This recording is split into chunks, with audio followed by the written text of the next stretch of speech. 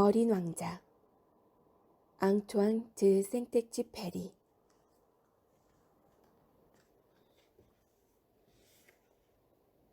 나는 6살 때 원시림에 관해서 쓴 자연계의 진짜 이야기라는 책에서 굉장한 그림을 본 적이 있다. 그것은 보아뱀이 맹수를 삼키려 하고 있는 그림이었다. 그 그림을 여기에 옮겨보았다. 그 책에는 보아뱀은 먹이를 씹지 않고 통째로 꿀꺽 삼켜버린다. 그런 다음 꼼짝 않고 반년 동안 잠을 자는데 그동안에 삼킨 먹이가 소화된다. 라고 쓰여 있었다. 나는 이걸 읽고 밀림 속의 모험에 대해서 여러 가지로 깊이 생각해 보았다. 그리하여 나로서는 처음으로 색연필을 가지고 그림을 그렸던 것이다. 이것이 내가 처음으로 그린 그림 1호이다. 나는 내 걸작품을 어른들에게 보여주며 내 그림이 무섭지 않냐고 물어보았다. 그러나 어른들은 이렇게 대답했다. 무섭지 않냐고? 모자를 보고 놀랄 사람이 어디 있겠어. 내 그림은 모자 그림이 아니었다. 그것은 코끼리를 통째로 삼킨 보아뱀이 그것을 소화시키고 있는 그림이었다. 그러나 어른들은 그것을 이해할 수가 없었기 때문에 나는 다시 그림을 그렸다. 이번에는 어른들이 똑똑히 알아볼 수 있도록 보아뱀의 뱃속을 그렸다. 어른들에게는 항상 설명을 해주어야 한다. 내 그림 2호는 이와 같았다. 이번에 어른들은 보아뱀의 뱃속인지 거죽인지 하는 내 그림을 집어치우고 지리학이나 역사, 수학, 문법이나 열심히 공부하라고 충고해 주었다. 이렇게 해서 나는 6살 때 화가라는 화려한 직업을 가질 수 있는 것을 포기하게 되었다. 나는 내 그림 1호, 2호의 실패로 무척 기가 죽어 있었다. 어른들은 혼자서는 아무것도 이해하지 못하고 그럴 때마다 늘 설명을 해주어야 하니 어린 아이들에겐 피곤한 일이다. 그래서 나는 다른 직업을 택하기로 하고 비행기 조종을 배웠다. 나는 세계 곳곳을 날아다녔다. 정말 지리학이 나에게 무척 도움을 주었다. 나는 한눈으로 흘끗 보아도 중국과 애리조나를 구별할 수 있다. 밤에 길을 잃는 경우가 생기면 이런 지식은 더욱 가치가 있었다. 나는 이렇게 생활하는 동안 중요한 일에 관계하고 있는 어른들을 굉장히 많이 만나보았다. 나는 주로 이런 어른들 사이에서 살았다. 나는 그들을 바로 가까이에서 면밀하게 살펴보았지만 그들에 대한 내 의견이 크게 달라진 것은 아니다. 나는 좀 현명해 보이는 사람을 만날 때마다 늘 가지고 다니던 내 그림 1호를 그들에게 꺼내 보여 시험을 해보았다. 이 사람이 과연 이해력이 있는 사람인지 알아내려고 하였던 것이다. 그러나 그 사람이 남자이건 여자이건 간에 이구동성으로 늘 이렇게 대답하는 것이었다. 그건 모자군요. 그러면 나는 보아뱀이나 원시림 또는 별에 대해서는 그 사람들과 이야기하고 싶지 않았다. 나는 그들의 수준으로 내 자신을 낮추어 그들이 알아들을 수 있는 트럼프 이야기나 골프, 정치, 넥타이 이야기를 하곤 했다. 그러면 어른들은 분별 있는 사람을 또 하나 알게 되었다고 흐뭇해했다. 6년 전 사하라 사막에서 비행기 사고가 날 때까지 나는 진정 이야기를 나눌 수 있는 상대를 한 사람도 만나지 못한 채 혼자서 지냈다. 비행기는 엔진에 고장이 났다. 내 옆에는 정비사도 승객도 없었으므로 혼자서 그 어려운 수리를 해내려고 했다. 나로서는 죽느냐 사느냐 하는 문제였다. 겨우 일주일 버틸 정도의 물밖에 없는 형편이었다. 그래서 첫날 저녁은 인가에서 1000마일쯤 떨어진 모래사막에서 잠을 잤다. 망망대해의 항복판에서 배가 난파되어 뗏목을 타고 표류하는 선원보다 더 외롭고 쓸쓸했다. 그러니 해가 뜰 무렵 이상한 작은 목소리에 눈을 떴을 때 내가 얼마나 놀랐겠는가. 이렇게 말하는 소리가 들렸다. 이봐요.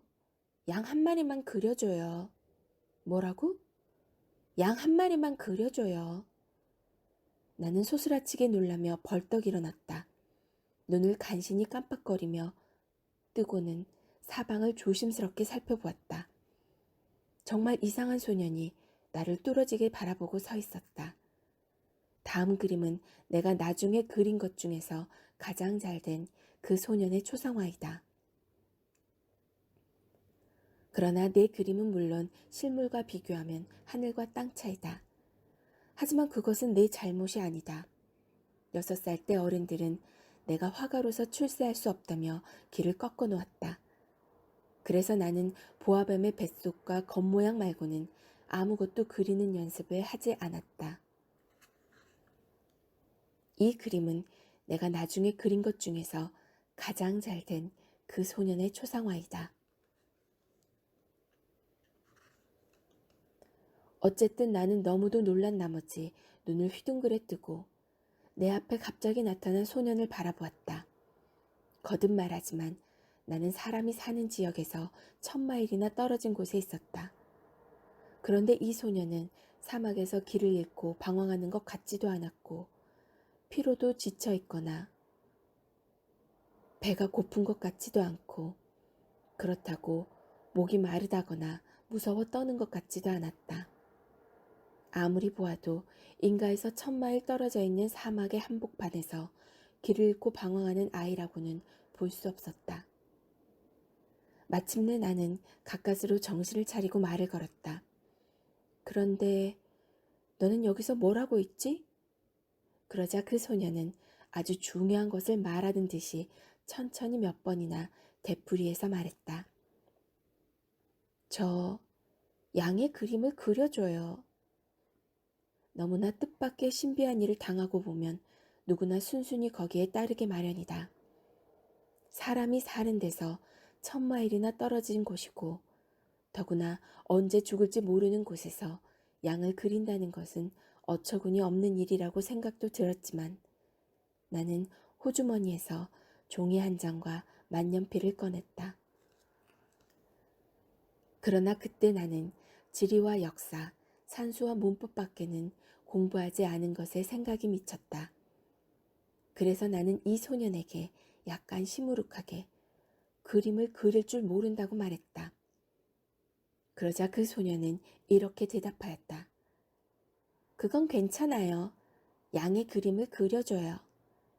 나는 양을 그려본 일이 없었다. 그래서 나는 내가 종종 그려보았던 2가지 그림 중 하나를 그려보였다. 그것은 보아뱀의 겉모습이었다. 그러자 놀랍게도 소년이 이렇게 말하는 것이었다. 틀렸어요, 틀려. 나는 보아뱀 뱃속에 들어있는 코끼리 같은 건 싫단 말이야. 보아뱀은 아주 위험한 동물이고 코끼리는 너무 거추장스럽잖아요. 내가 사는 곳에서는 모든 것이 다 작아요. 내가 갖고 싶은 것은 양이에요. 양을 그려줘요. 그래서 나는 할 수 없이 양을 그렸다. 소녀는 그것을 자세히 보더니 말했다. 틀렸어요. 이 양은 병에 걸려 앓고 있는 것 같아요. 다시 그려줘요. 그래서 나는 다시 양을 그렸다. 소녀는 봐주기라도 하듯이 싱긋 웃었다. 잘 봐요. 그가 말했다. 이것은 양이 아니에요. 이것은 염소예요. 뿔이 나 있잖아요. 그래서 나는 또다시 그렸다. 그러나 그것도 앞서 그린 것과 마찬가지로 소년의 마음에 들지 않았다. 이것은 너무 늙은 양이에요. 나는 오래 살 양이 갖고 싶어요. 이쯤 되자 나는 더 참을 수가 없었다. 게다가 나는 비행기의 엔진 수리를 서두르고 있었으므로 다시 거칠게 급히 그려냈다. 그리고는 그림을 건네주며 설명해 주었다. 이건 상자야. 내가 갖고 싶어하는 양은 그 안에 있어. 나는 이 어린 감정가의 얼굴에 감도는 명랑한 기색을 보고는 어리둥절했다. 바로 이것이 내가 갖고 싶어한 거예요. 이 양은 풀을 많이 먹어야만 하나요? 왜? 내가 사는 곳에는 모든 것이 아주 작아서요. 이 양에게 먹일 만큼은 있을 거야. 내가 말했다. 내가 그려준 양은 아주 조그마한 양이거든. 소녀는 고개를 숙여 그림을 보며 말했다. 그렇게 작지 않은데요? 봐요. 양이 잠들어 버렸네요. 이렇게 해서 나는 이 어린 왕자와 알게 된 것이었다. 어린 왕자가 어디서 왔는지 그걸 알기까지는 꽤 오랜 시간이 걸렸다. 어린 왕자는 나에게 여러 가지를 물었으나 내가 묻는 말에는 별로 관심도 없는 것 같았다. 다만 우연히 한마디 한마디 하는 왕자의 말로 조금씩 여러 가지를 알게 되었다. 말하자면 왕자가 처음으로 내 비행기를 보았을 때 아마 나에게 비행기를 그리라고 했다면 나는 비행기는 안 그렸을 것이다. 비행기는 너무나 복잡하다고 생각했으니까. 이렇게 물었다. 저 물건은 무엇이지요? 저것은 물건이 아니야. 그건 나는 거야. 비행기라고 하지. 내 비행기야. 나는 새처럼 날 수 있는 사람이라고 우쭐대며 말했다. 그러자 왕자는 큰 소리로 말했다. 뭐시? 그럼 하늘에서 떨어졌군요. 그래. 나는 점잖게 말했다. 정말 재미있는 일이야. 왕자는 이렇게 말하고 꽤 귀여운 목소리로 깔깔 웃었다. 그가 웃는 걸 보자 나는 화가 났다. 나는 내가 당한 불행한 사고를 심각하게 생각해 주기를 바랐던 때문이다. 이윽고 왕자는 또 이렇게 말했다. 그럼 당신도 하늘에서 왔군요. 어느 별에서 왔지요? 그 순간 나는 왕자의 정체에 대하여 헤아릴 수 없는 신비 속에서 어렴풋이 알 수 있는 한 줄기의 희미한 빛을 잡는 듯 했다. 그래서 나는 갑작스럽게 물었다. 그렇다면 너는 다른 별에서 온 거니? 그러나 왕자는 대답이 없었다. 왕자는 내 비행기에서 눈을 떼지 않고 조용히 고개를 쳐들었다.